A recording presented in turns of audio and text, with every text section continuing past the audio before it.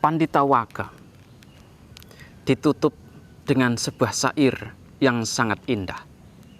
Sebuah syair yang memberikan harapan kepada kita semuanya. Sebuah syair yang memberikan motivasi, memberikan semangat, memberikan optimisme kepada kita semuanya.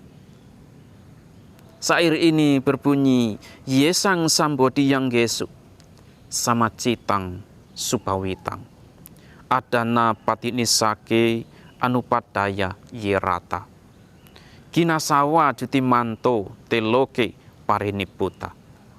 Sebenarnya syair ini sudah sering kali kita baca ketika kita sedang membacakan Parita Awamanggala atau ketika kita sedang membacakan parita saat ada orang yang meninggal.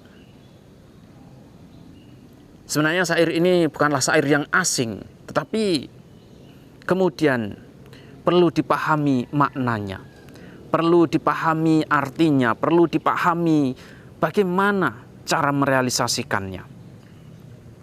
Yesang Sambodi yang Gesu, mereka yang mengembangkan satapujangga, aspek-aspek yang mampu menimbulkan pencerahan dalam kehidupan kita, dimulai dari sati, dilanjutkan dengan semangat, dilanjutkan dengan aspek-aspek yang lainnya, seperti aspek Dhammawicaya atau pemahaman yang lebih detail terhadap fenomena. Pada saat kita mengembangkan kesadaran, mengembangkan sati, mengembangkan perhatian yang murni, tepat saat itu sebenarnya seluruh aspek yang lainnya pun dikembangkan. Mau tidak mau, ketika sati itu dikembangkan, sati itu dilatih, tepat saat itu pula kita harus punya semangat.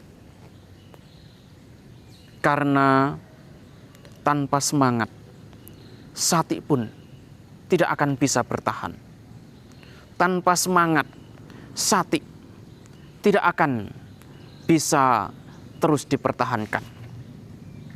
Tanpa semangat, sati hanya akan dilakukan sesaat dan hilang kemudian. Oleh karena itulah, sebenarnya ketika kita mengembangkan sati, kita pun butuh kesabaran. Sabar untuk terus mengamati, sabar untuk terus melihat dan menyadari. Ketika kesabaran hilang, ketika kesabaran absen, ketika kesabaran tidak ada,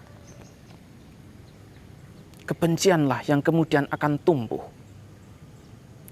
Ketika kita menyadari salah satu kotoran batin yang ada dalam diri kita, begitu kita sudah sadari dari waktu ke waktu, masih juga kotoran batin itu tidak lenyap. Masih juga kotoran batin itu tidak hilang. Masih juga kotoran batin itu bercokol dalam diri kita. Disinilah dibutuhkan semangat. Disinilah dibutuhkan pemahaman yang lebih detail. Bagaimana kemarahan itu sebenarnya terus berproses yang dulunya lemah kemudian tampak begitu jelas. Sebenarnya ketika kotoran batin tampak begitu jelas, inilah yang dimaksud dengan Dhammawicaya. Kemampuan untuk melihat secara jelas, kemampuan untuk melihat lebih dalam, lebih detail. Tetapi kebanyakan orang ketika mereka mampu melihat kotoran batin lebih jelas, mereka menganggap praktek mereka salah. Mereka menganggap praktek mereka tidak benar. Mereka menganggap bahwa apa yang mereka lakukan itu tidak sesuai dengan ajaran Sang Buddha. Padahal kalau kotoran batin tidak terlihat dengan baik, tidak terlihat dengan jelas, lalu kapan kita bisa untuk berinteraksi dan akhirnya melenyapkan kotoran batin itu. Kalau kita terus menghindari kotoran batin, kapan kita akan bisa melihat sifat alamiah kotoran batin itu sendiri? Oleh karena itu, hanya mereka yang sanggup untuk berani melihat lebih jelas, berani melihat lebih dekat, berani melihat lebih dalam setiap aspek kotoran batin adalah orang-orang yang akan menjadi kinasawa. Orang-orang yang akan menjadi luhur. Orang-orang yang akan terbebaskan dari segala bentuk kotoran batin. Karena setiap kotoran batin yang dilihat lebih dalam, dilihat lebih jelas, dilihat dengan ketenangan, barulah akan tidak memiliki tempat dan tergusur dengan sendirinya.